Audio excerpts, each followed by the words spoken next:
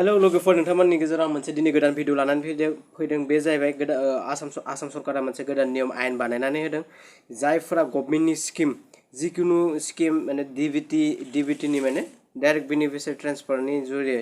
जायफोरा पीएम किसानानो जा बा अरुणोदयानो जा गभर्नमेन्टनिफ्राय जि स्किम मोनो बा जिखिनि बेनिफिशियारि ट्रान्सफार फैसा मोनो बे फैसा माने आसाम गभर्नमेन्टआ मोनसे नियम बानायनानै होबाय आरो नोंथांमोना बे नेमखौ जुदि फल' खालामाखैबा नोंथांमोना गभर्नमेन्टनिफ्राय बेफोरबायदि स्किमखौ जोङो स्किमनि फैसाखौ जोङो मोननाय नंला पीएम किसानानो जा अरुणोदयानो जा बा जिकुनु जोङो माने गभर्नमेन्टनिफ्राय बेफोरबायदि स्किमनि रांखौ जोङो मोननाय नङा बा डिबिटि थ्रुयै जे रां मोनोमोन जों बेफोरबायदि रांखौ मोननाय नङा बे आसाम सरकारा मोनसे गोदान नियम ल' बानायनानै होबाय बेखौनो नोंथांमोननि गेजेराव आं लानानै फैदों नोंथांमोननो बेखौ जोङो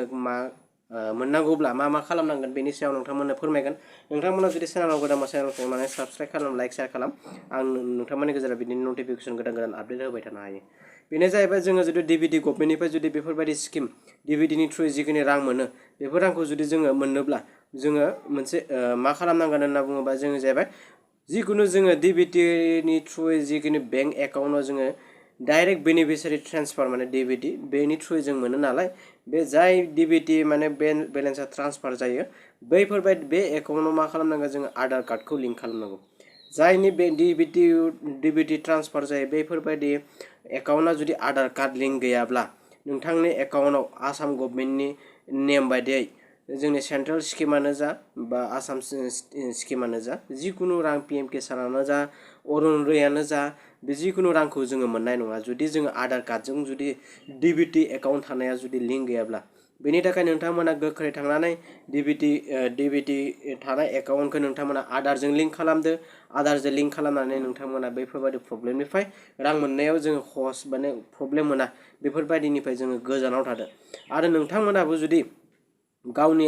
आधार कार्डजों नोंथांमोनाबो जुदि नोंथांनि एकाउन्टजों डिबिटि एकाउन्ट थानायजों नोंथांमोना जुदि गावनि आधार कार्डआ लिंक दङ ना गैया बेखौ नोंथांमोना चेक खालामनो थाखाय नोंथांमोना आं डिसक्रिप्सनाव मोनसे लिंक होना दोनदों बे थांनानै नोंथांमोना चेक खालामनो हागोन लोगोसे बेखौ नायनो थाखाय नोंथांमोना भिडिअखौ नायला नोंथांमोना देखायगोन माबायदि चेक खालामो नोंथांमोना नायलांबाय थानो हागोन नोंथांमोना लिंकआव थांनानै बेहाय थुदो डिसक्रिप्सनाव दङ डिसक्रिप्सनाव थांनानै नोंथांमोना थुनानै नोंथांमोननि आधार नाम्बारखौ होदो आंबो आधार नाम्बारखौ होनोसै आधार नाम्बारखौ होखांनायनि उनाव बे गाहायाव केपचा कड दङ केपचा कडखौबो नोंथांमोना बाहायनो होदो केपचा कड होखांनायनि उनाव बेयाव ओटिपि फैगोन send OTP send to your registered mobile number check your मबाइलाव ओटिपि फैबाय ओटिपि फैबाथाय बे थुनांगोन ओटिपि फैनांगौ जाबाय ओटिपिआ फैबाय आंना जुदि ओटिपिआ फैयो ओटिपिखौ नोङो बेयाव क्लिक खालामदो क्लिक खालामखांनायनि उनाव मा जागोन नोंथांनि बेंक एकाउन्टआव आधार कार्डआ लिंक दङ ना गैया बेयो नोंथांमोनाव श' जागोन जुदि दङबा नोंथांमोना बे नुगोन आरो लिंक जायाखैबा नोंथांमोनाबो बेनो नुगोन जुदि लिंक खालामाखैबा नोंथांमोना थाबैनो गोख्रै थांनानै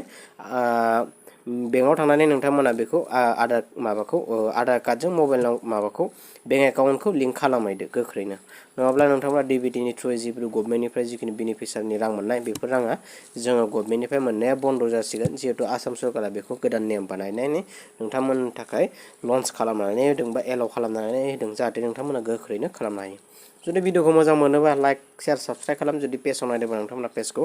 शेयार खालाम लाइक खालाम जाहाथे नोंथांमोननि बायदि गुबुनाबो मोनथियो बेनि थाखाय नोंथांमोना बेखौ शेयार खालामना होबानो